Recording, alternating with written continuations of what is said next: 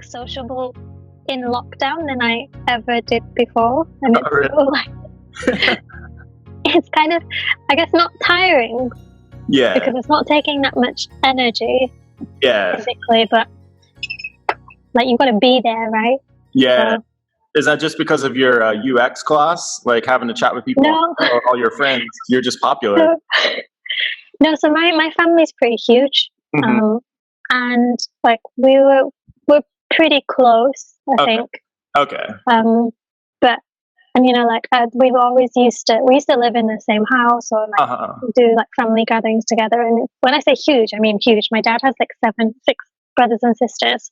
Mm-hmm. So whenever there was a family like event or something, everyone would get together. But the thing with this lockdown is that now everybody's found Zoom or like Skype. It feels like it's more of a weekly thing, right? Yeah. And me being the introvert that I am, like, yeah. So like with me, since I moved to Japan, I think I kind of took myself out of it a little bit, because for me that's something that like I've always felt a little bit like I need to make that extra effort, because it's my family is very blunt. Yeah. If you like. And I'm just not that way, so I find it quite difficult to. Yeah. Yeah. Yeah. That must be interesting. How big is your family?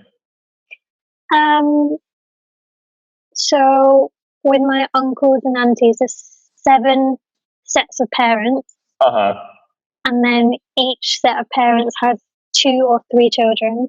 Okay. And then now there's 9 of my nieces, 9 of my nephews now. Are like most of your aunts and uncles cool, or are they like kind of like high strung, like, because we were talking about that ever, right? Yeah. I mean, my family's okay, but I guess my family's been brought up like to call my uncles and aunties parents, like mom and dad. So when I was really young, like at school when they tell you to make those kind of concertina people families. Okay. Yeah. I did around 20 people on mine and said I have 7 mummies and daddies. Oh. And then my parents got called in. Oh, wow. My parents got called in and was like, we think, there could be something that you need to speak to your daughter about, because they didn't realize that that's just how my family. Yeah, they thought you were birthed at a swinger party or something. Yeah, or they just thought I was a bit crazy. Like I was just imagining things or making them up.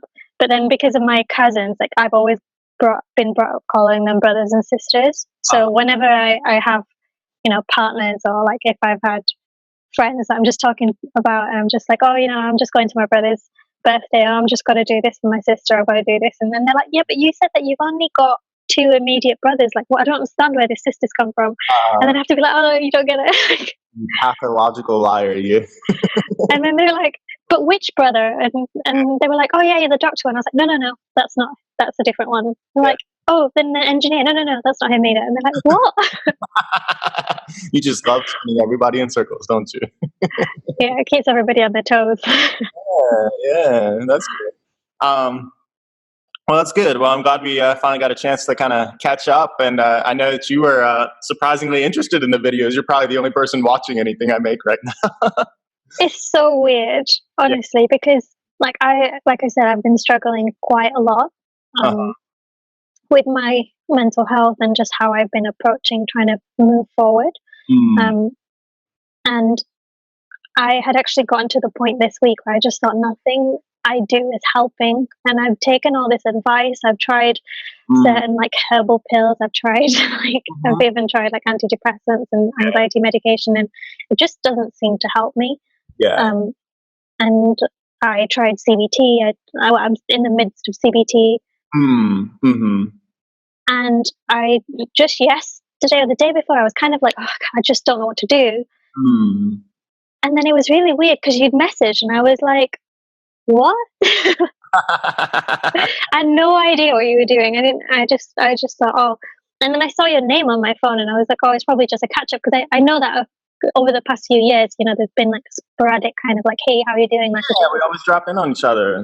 Yeah. Yeah, it's cool. We met at a hotel lobby in Tokyo. We did. And it's like, it's been drop-ins ever since, because we've always been in different parts of Japan. And exactly. We never really met up after that, did we?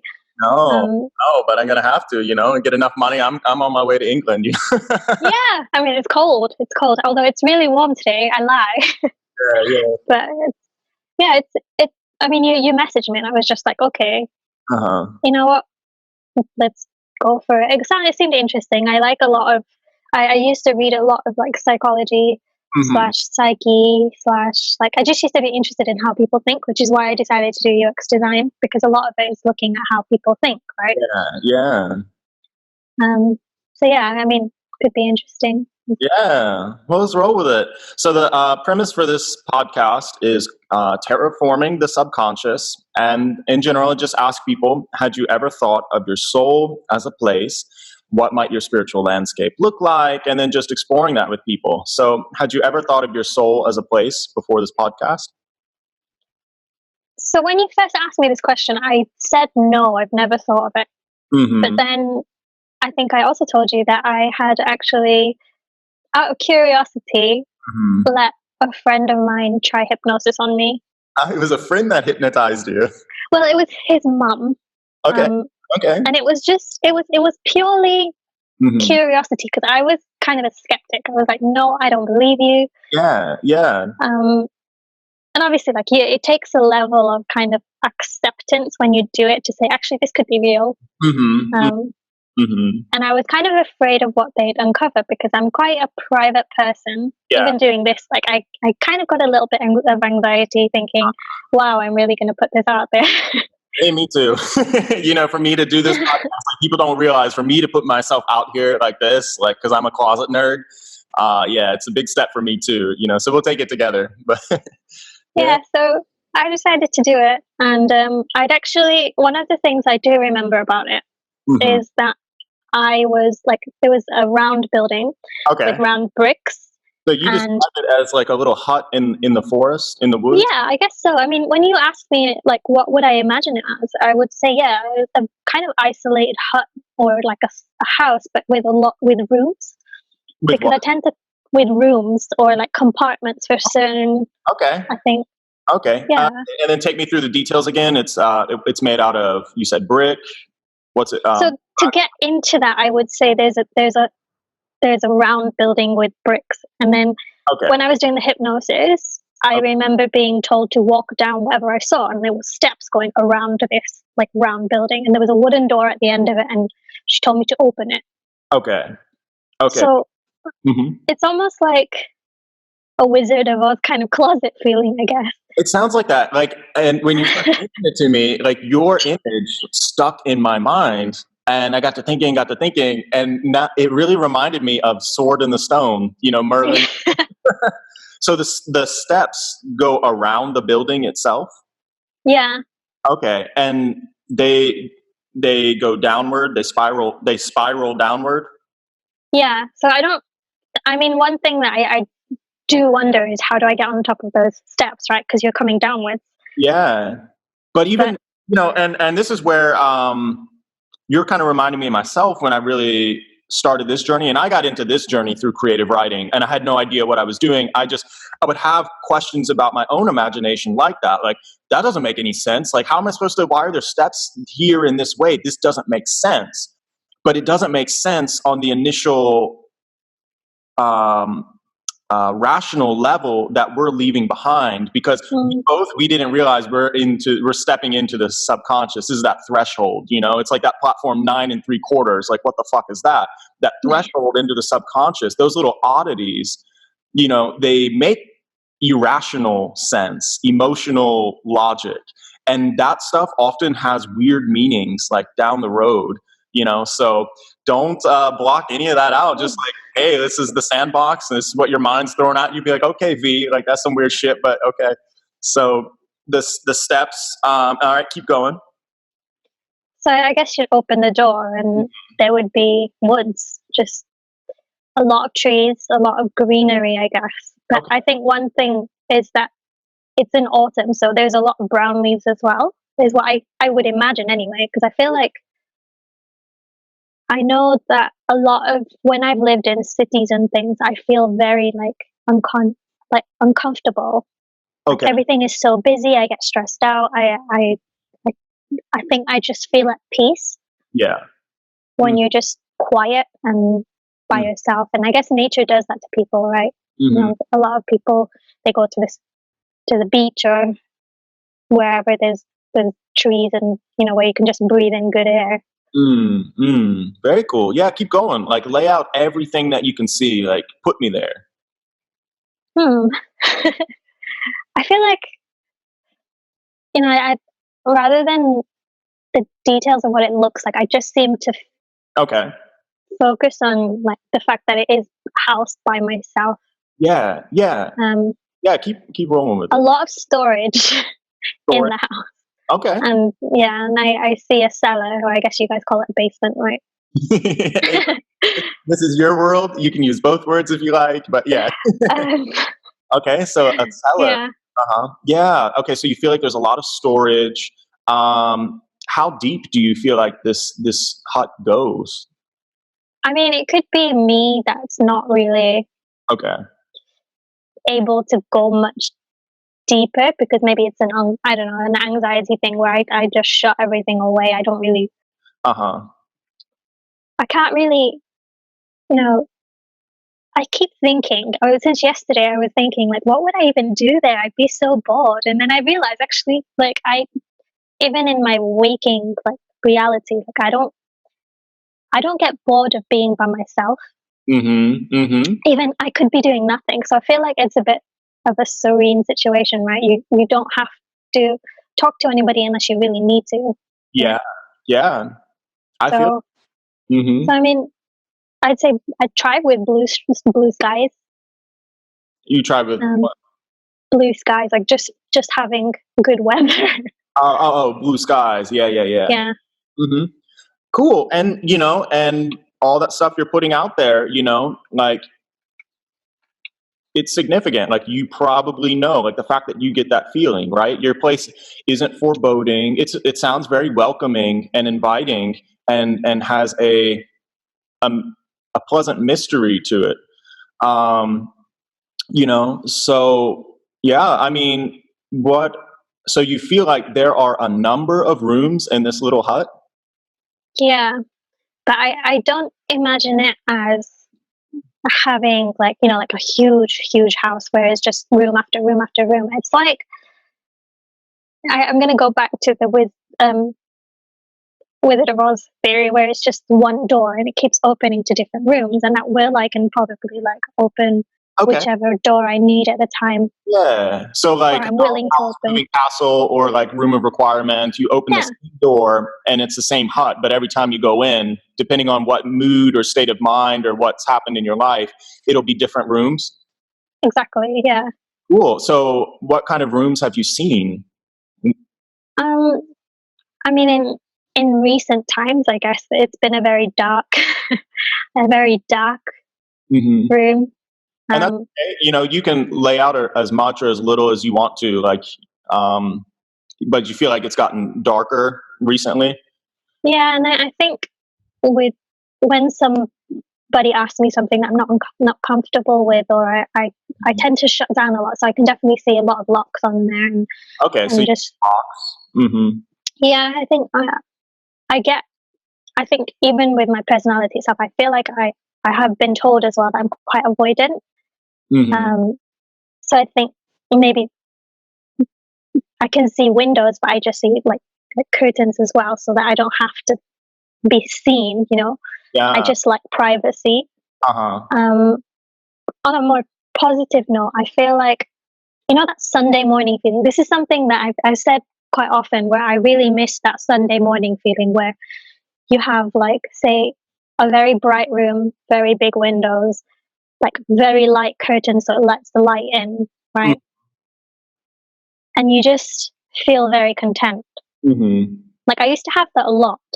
So I mean, I feel like that would be a room. And there's one image that sticks in my mind, is like having So like in Japan, right, they have the futon Mm-hmm. when you sleep, right? So it would be on a futon, but a bit of a raised one. I guess it's my ideal kind of bedroom, right? Yeah, yeah, I feel you. And that smell of like incense or sandalwood, where it's just like the rays coming in and just feeling very kind of like you just lay back and you just Yeah, feel very content, you know. yeah, you're bathing in sunlight and Yeah, forest bathing, but in your own house. yeah, exactly, exactly. Um, that is very, very cool. And with this, I want to encourage you that, you know, people asking me like, okay, well, why did I want to start this podcast and everything? Like, it comes from that. Look, my mind's a super dark place, and my whole cosmos and shit, it's supernovaed out of depression and wrestling with suicide and stuff, and the frustration. Like, I couldn't escape from my depression, not even in dreams. I wouldn't have dreams. I would just be exhausted. And Yeah, even if I had like the one-off dream, it would be in black and white. It would be as boring as crap. Like, okay, I couldn't escape in any kind of way.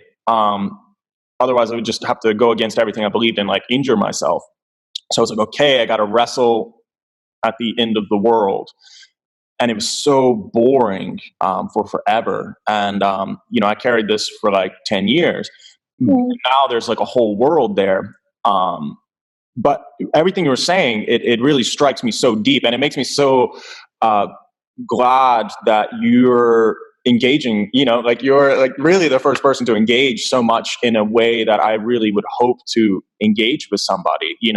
And the beauty of this is that this is the essentially active imagination. And look, life has its darknesses, and a lot of times the harder we try to fight that and stay in the sunshine, the harder the darkness pushes against it. But the beauty of the imagination is we can go into the darkest of darks, and it's mhm. so beautiful and fascinating and productive when we allow ourselves to do that. So, I'm not gonna like push on any doors or rattle any rocks. Like, you gotta open those, but I hope that, like, even just in the act of conversing about it and having a space to do that, like, there's an excitement, there's a to confront and to see what's down there, because it sounds really cool.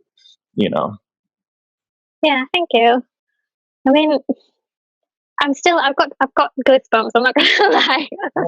um, Yeah. but yeah, I think one of the things that I've been trying to do is be more open about how I'm feeling, and Mm-hmm. with my own kind of relationship within my family and with other people outside it. I've noticed that I can be quite, I guess everybody does it, where they create a persona ready to tackle that kind of Mm-hmm. relationship Mm-hmm. when necessary, right? So when I'm with my family, I realize that I kind of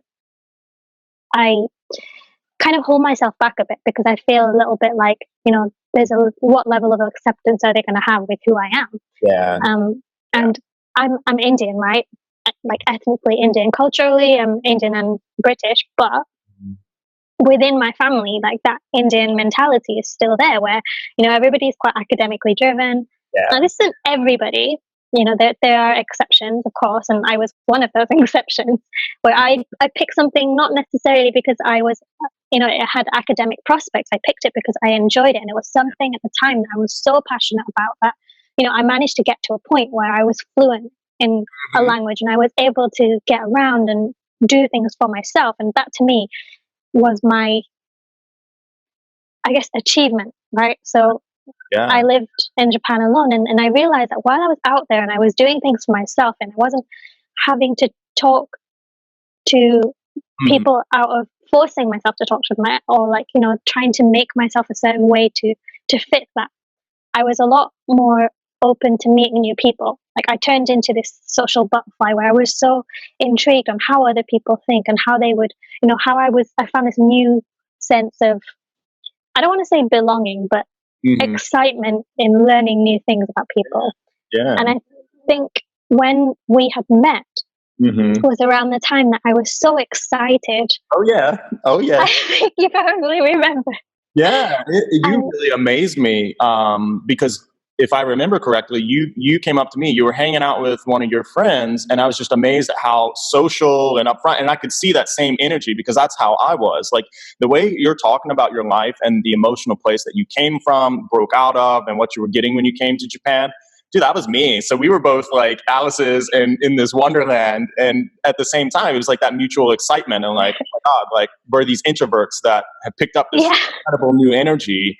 And the fact that like we have formed a lasting friendship out of that. I mean, because we really only met in person that one. We did.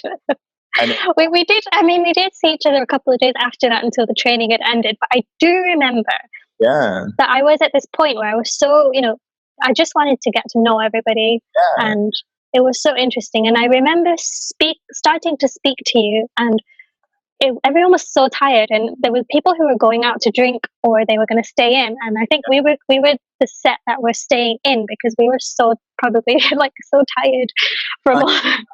That might have been the night I was on my way wandering out, and I was just going to wander Shinjuku, and I ran into a hometown friend in Shinjuku. Yes, I remember. Yeah, I'm the type of person, man. You get me to a new city, and it's like the more tired I get, it's like it just gives me more energy. It's like I'm gonna, I don't sleep when I get to a new city, but. Yeah, but I was so tired, and I think we had spoken about, are you going to go out? And I was like, I'm just so shattered, but I did want to keep speaking. Okay. Yeah, because I was like, if you had that much energy, I'd be like, I would have brought you along, No, I think you asked me as well. Yeah, because I definitely would. And I just remember thinking, oh my gosh, you've had this really long day. We've had this conversation that, we probably had quite a few conversations that day, and I was so tired. Mm-hmm. But then, it was so strange to think about it now, is that we got along so well, and I just remember thinking it was so easy to talk to. Oh, I appreciate it. And it was it was a bit of a buzz, I guess. And I feel like there's times in everybody's life where they go through those phases, right, where they might be very shy at first, and then find a different way to communicate, and then they turn into like someone very confident, very sociable. Yeah. And then they burn out. Mm-hmm. Which I feel like I may have done. Mm-hmm. And then maybe it's just another cycle. I'm not sure exactly how it might work out with other people, but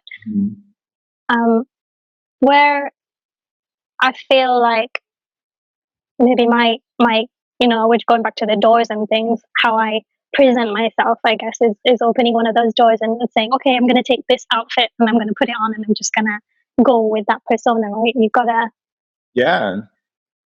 Yeah, don't lose your sense of play, like Jim Carrey had one of the best talks I'd ever seen about it, because Jim Carrey, his life as a comedian, and then a few years back, I guess he lost the love of his life, and some people blame him for her death. Like maybe he provided her the drugs that she wound up overdosing on or something. But, he's really taken a step back and really, thought about life. And he says, if I can do it justice, he says the idea of, why do we call it depression? It's your mind, it's your persona that we carry around that is asking for a deep rest. And every time we carry a persona, it's like we literally say that we carry a persona, like it's a burden, it's a baggage. Like in order to fit in some context, we carry the weight of the other aspects of our self and our personality. There's a fatigue of having to repress that and keep it dormant. Your libido and your energy, your curiosity, your nature doesn't flow freely. And so he says, that's your body asking for a deep rest and to step back. And like you had said, where you had this explosion of energy and you really came on the scene as a social butterfly. I mean, you were one of the people I really remember talking to. And then, like you said, you come home and you feel burnt out. And this is such a powerful image and such a powerful line that I remember is that, so first, the journey to individuation, self-unification, completion, it's kind of an alchemical journey.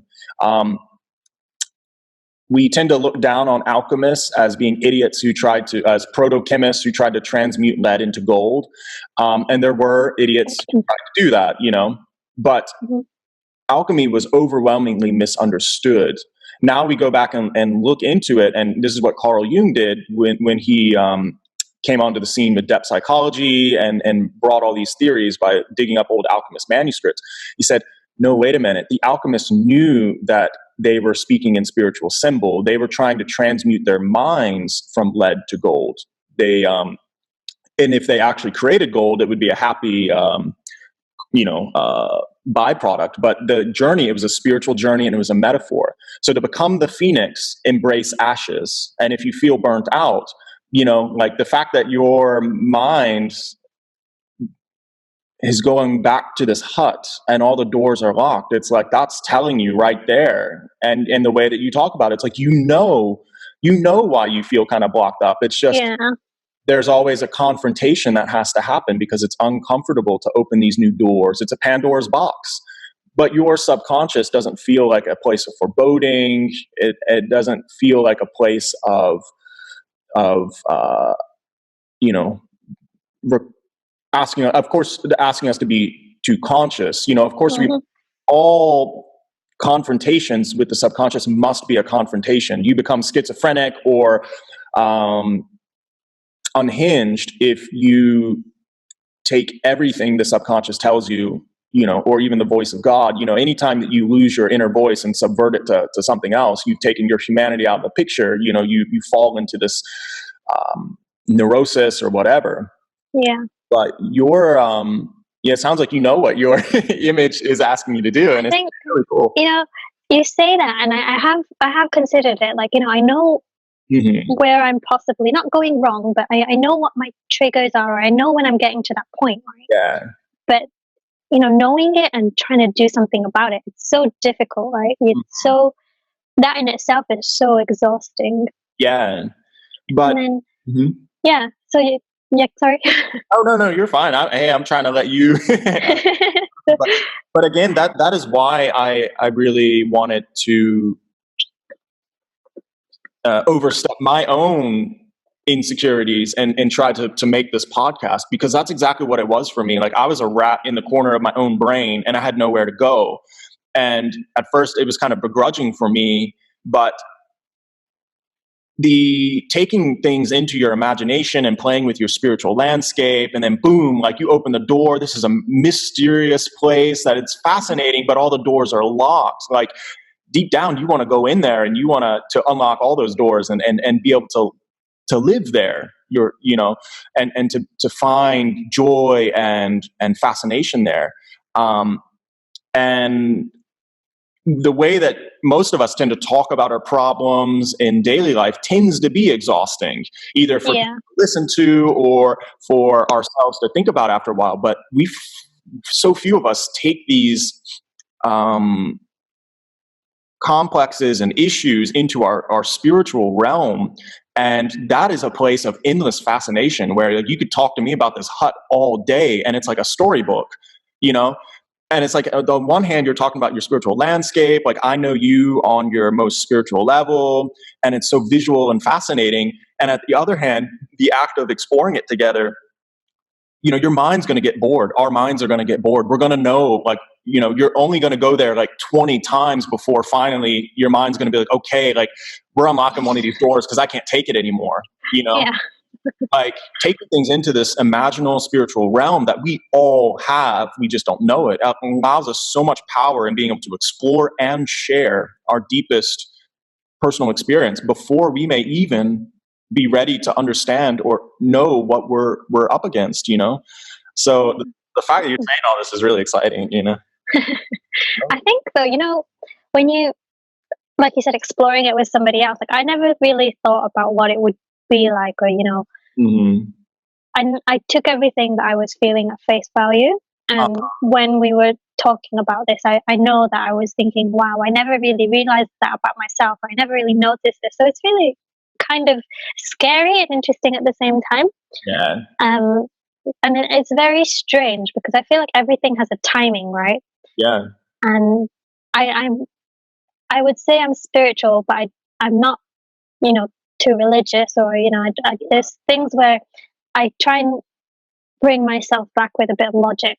because I used to be very, very religious, and it got to the point where I was trying to find answers in everything, and that in itself is just so, you're trying to find something that's responsible for something else, that and that in itself is kind of counterproductive, right? Yeah. Yes. So I think, this is quite interesting to maybe notice underlying insecurities that I have as well.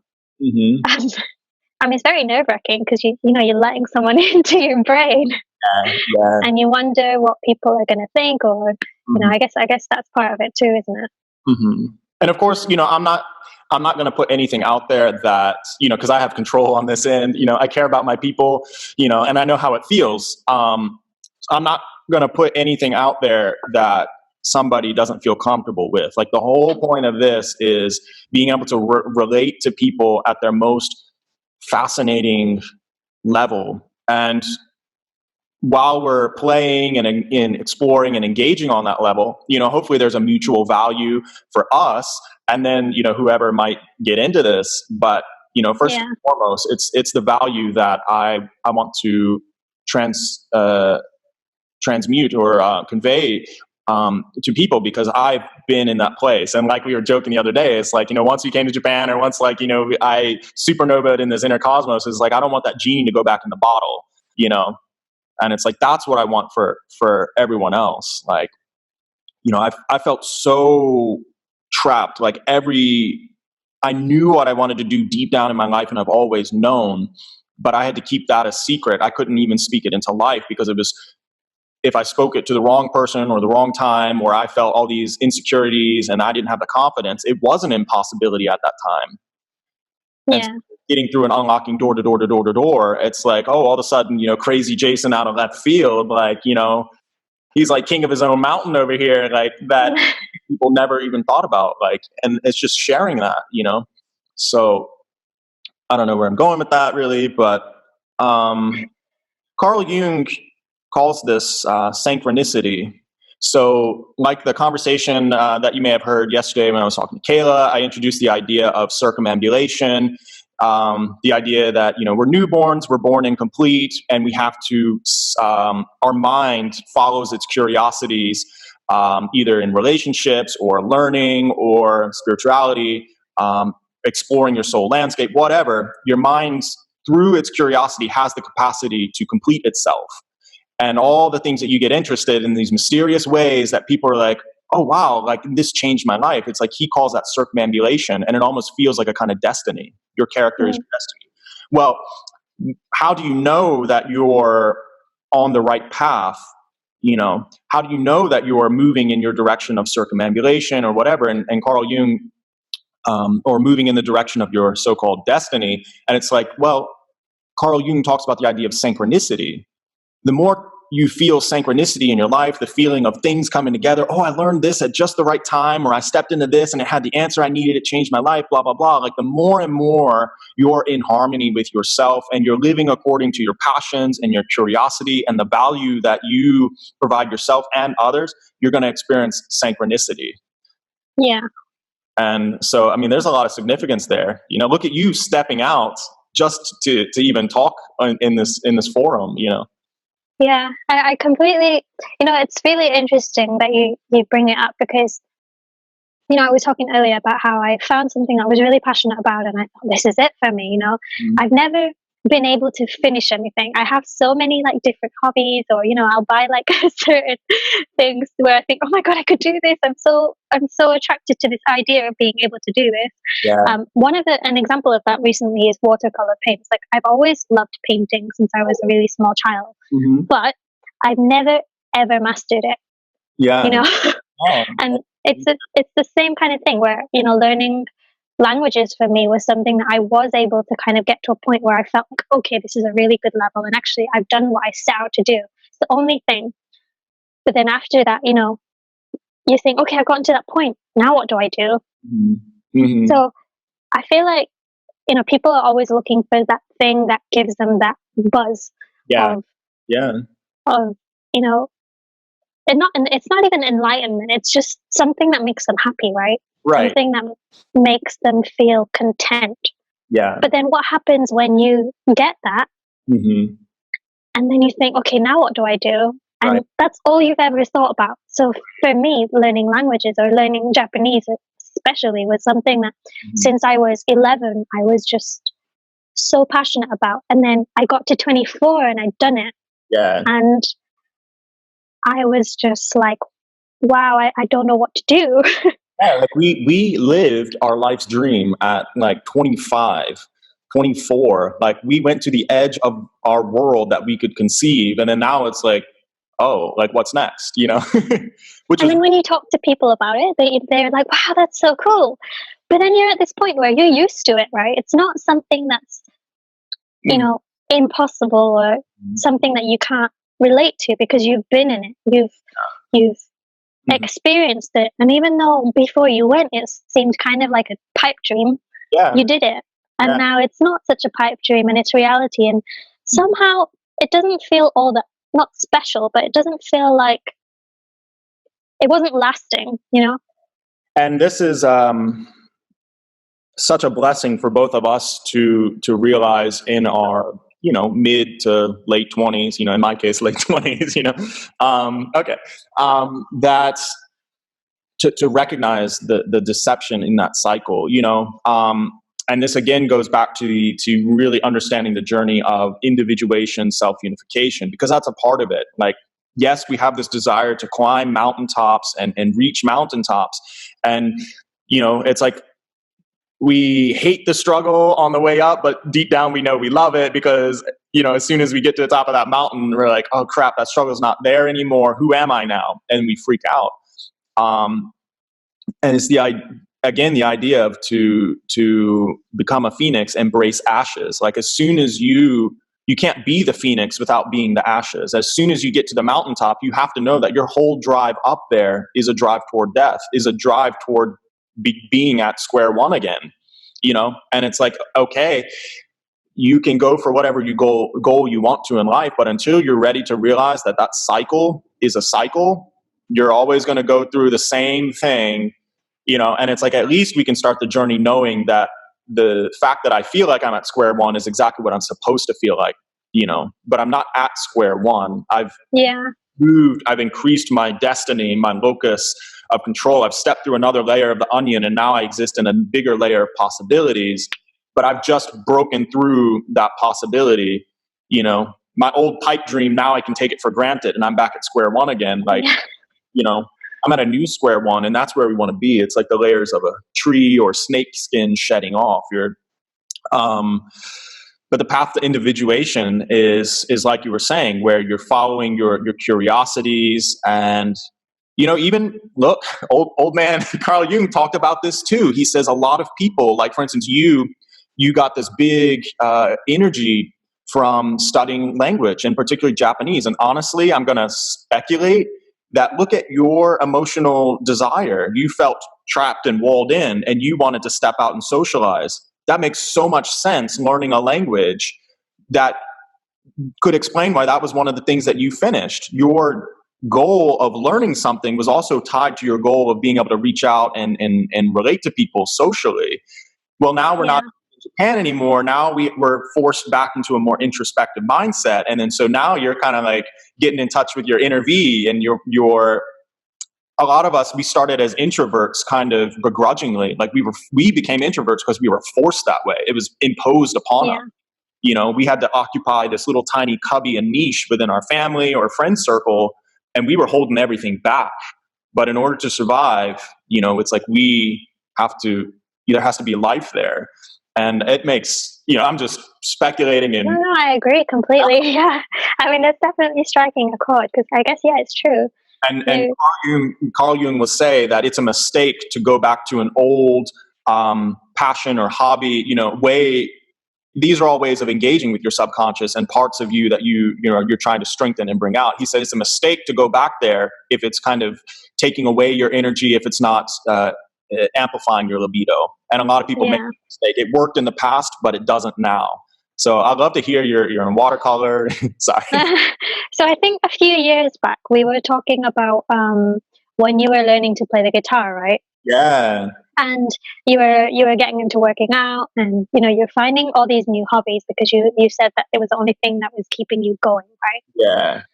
And I mean, it's kind of relevant now as well to me because I'm a creative at heart, Mm-hmm. but I've gotten to this point where I will see somebody doing something and I'm like, oh, that looks really exciting, really interesting. Maybe I could try that.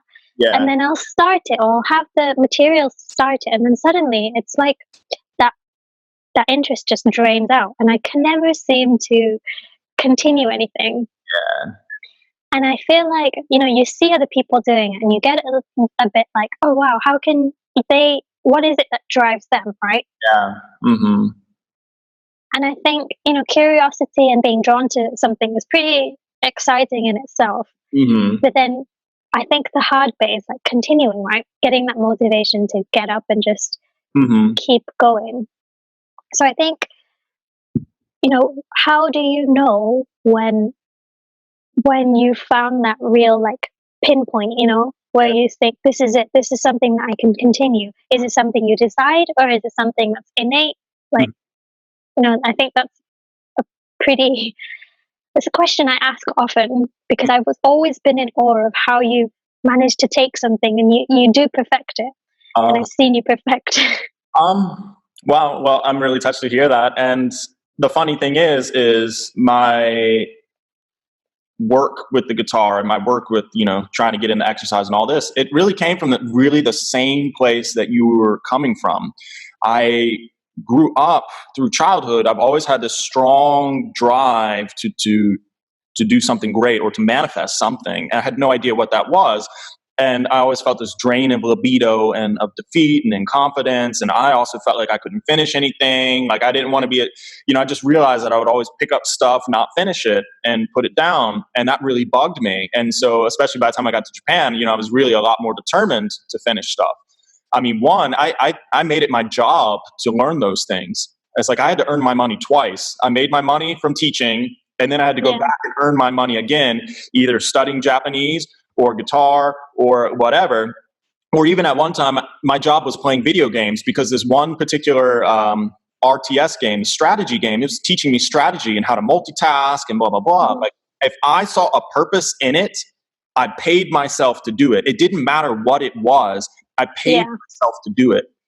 That's how I think about my time. And look, even this podcast, like I'm not making money from it. I technically have a job right now, but this is what I care about. I don't care if I'm making money from it or not. It feels cool. And if I follow what feels purposeful with enough commitment and I'm always looking to bring value to other people, everything else is going to work out. Like at this point, I trust my circumambulation. I trust my path. And the only reason that it hasn't worked out for me in the past is because it wasn't my path. I still had other people's hooks in me and I was fulfilling a duty. Like, yes, you have to, you have to be able to wipe your own ass and shit. Like, yes, you aspire for those things. Yes. But at the same time, you have to pull out as, all these excess hooks, because as long as you're just this persona that other people want you to be, you can never be what people actually need you to be, because you're V. Yeah. Like you're That's V. so profound. Yeah. And so that's the trick, really. It's not about adding to so much as just allowing as Jordan Peterson or whatever. He says you got to let the dead wood burn off. I mean, the living part of a tree is so minimal compared to the whole structure that you see. And like even us, like a large percentage of us, like is, dead stuff, but especially a tree, the living kernel is so small, and that's us. Like to become the phoenix, embrace ashes, get to your ashes first, I don't know where else we're going with this, but neither do I. But it's definitely, yeah. And the other thing is, Steve Jobs will say that you only know how the dots are connecting when you look back. Like he got into calligraphy. Yeah, that was what started the typing. In the story, how it became part of designing the MacBook, or even Alvion, who I was talking to in the first interview. I cut out the whole first half where we were just kind of talking and stuff, but I wanted to keep that in because she talked about how she got into sign language as a kid. And I asked her, do you feel like it's helped you as a drag queen make more purposeful gestures and communicate? And she's like, yeah, totally. I hadn't even thought about that, like so deliberately. But she's like, yeah, like, you never know Yeah. dots connect until you look back. And where you were asking about, well, how do I know what it kind of into? And it's because you just got to try everything. And one, you can't underestimate the value of, okay, if you tried UX and then you kind of burnt out for whatever reason there, then you tried watercolor and you burnt out for some reason, you can't underestimate the value of, even if it was only a 2-week thing, it led you to the next thing. And even in alchemical terms, alchemists call this process the nigredo, is the blackening of the substance. And, we all want to be this great, magnificent phoenix or this great magnum opus or this whatever in product that we're chasing. But again, to become a phoenix, embrace ashes. The ashes are a part of the phoenix. That nigredo, that blackening is part of the process. If you want to be, you can't be the dragon without being the worm. You can't be the master without being the fool. You can't be the phoenix without being the ashes. All archetypes are dualities. And until you're ready to accept both halves of the picture, you're going to be stuck because you're resisting the half of the picture that you don't like. But when you realize that there's a value and that there's a necessity of embrace the black, embrace the pitch, the tar, the soot, because that is where the life comes from. Oh, now I feel more and more in my own life, like even starting this thing, and it's like I got 4 views on a video or whatever. I don't care. I don't care because this is that nigredo, this is that blackening or the rubedo, the reddening and the building of the passion and the whatever before it kind of blossoms out into whatever it's going to be. Even if this just simply leads me to my next step. I'm not trying to put anything on it. I'm just following my path. So, like you were asking, it's like just try everything. What's going to stick is going to be whatever's going to stick, but it all had a value to it, Yeah, I'm really glad. Like, it means a lot to be having this conversation. This is what I want. This is how I know I'm on the right path. Like for us. I mean, I've enjoyed this. I think it's been very eye opening, and I think we're in lockdown right now. The only human contact I've really had is with my parents and my brother who I live with. And the Zoom calls and the Zoom drinking parties and things. But I think it's nice to have a conversation where it feels like you're gaining something from it. There's something that I think both of us are gaining from this conversation. So it's been very eye-opening, and I was really looking forward to this conversation since yesterday. It was so strange, the timing, but it's great. Yeah. Well, good. And I'm excited to hear all of that because, again, knowing where I really started in life, and it wasn't a pretty place. And the one reason that I'm around, like I've really found my why in that nigredo and that blackness. I've really found my why, and this is it. Now I'm living my why more and more, and this is it. So what I would encourage you to do is if this fascinates you, keep that journal, like start keeping a journal and like journal about your daily life. Oh, you're nodding. Like I have it. I have one already. Yeah. And journal about it and keep trying to explore that soul landscape because it really is your imagination.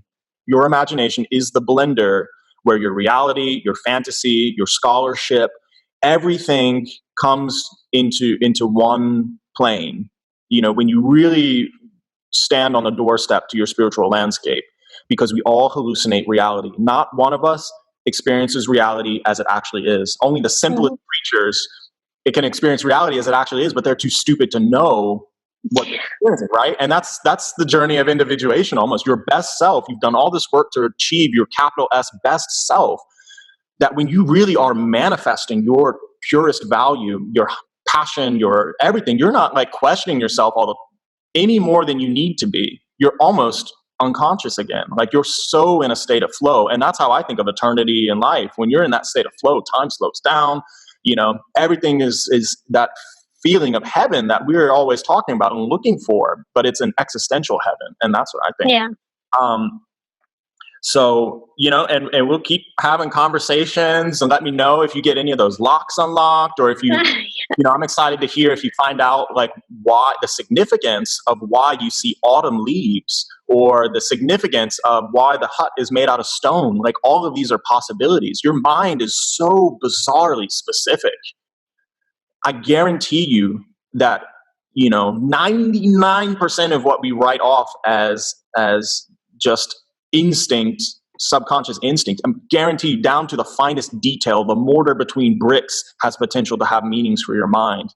It doesn't really come out of nowhere. It's just that as children, we're taught to believe that our daydreams and our night dreams are either we engage with imagination as a form of escape, or as a form of the imagination imposes itself on us through a daydream. Yeah. But rarely do we go there with intention and the knowledge and the wisdom to say, this is a part of me. This is where all of the realities come to a head. And that gives it the unique power and the fascination and the joy that you can go into the darkest places and enjoy being there, and of also transforming your life. And that's why I call this podcast Terraforming Subconscious. Your mind's going to get bored. It's only going to go to that same place 20 times before something changes, before something clicks. And when it does, it's like you want to be there, but as a confrontation, So anyway, yeah. By the way, as my first official subscriber, you're really engaging with this, and as a gift, I've gotten you the book for your Kindle. And I was going to get you the Enneagram book, but I think I'm going to go ahead and get you it's called The Individuation in Fairy Tales by Marie-Louise von France. And she was Carl Jung's assistant and researcher. And she is so fascinating and hilarious. And she's analyzing myths and fairy tales and talking in the spiritual language of, almost like the active imagination, like we're doing now. And it was such a joy to read. I highlighted every page. I'm going to send it to your Kindle, and that's my thank you for. Oh, thank you. That's so sweet. So please continue to say in contact about your journey. Hit me up, give me feedback. Do whatever. This means so much to me. So thank you. That's so sweet. Thank you. It's been really fun. Good. And I'm now an avid listener of your podcast. So I got through the first 3 episodes yesterday. And when you say you mean the avid listener. Yeah, that's all it takes, that one person, that's it. So in 3 episodes, I got you, you got all my time. Nobody else. Yay! I do have a crap ton of interviews lined up, and I'm excited to get to all of them, but I will always make time for you and explore this together because, thank you. I'm really interested too. We can work together. Good. Well, I really appreciate your time, Miss. Yeah. So, we'll be in touch. So definitely. Did you have any other questions for me before we cut this off, or any other? No. I think, the conversation is flowing a lot, and I think from yesterday as a carry on, I think it's been quite interesting. I think it'll definitely carry on because I do have a lot of I guess I feel a little bit inspired today. Awesome. So I might try and do something today. Hell yeah, do them all. Yeah, we'll have to talk about it later on. But. And last question, if you have any friends that you think could get value out of this, share it with them. Or if you have any friends that come to mind that you think they would get a kick out of this conversation, put me in touch with them. And I will. And of course, group combos in the future, things get kind of more, who knows? We might be able to do group stuff. So anyway, thank you so much. You're welcome. Thanks for having me. Yeah, so, お元気でね。ありがとう。You too. Bye-bye.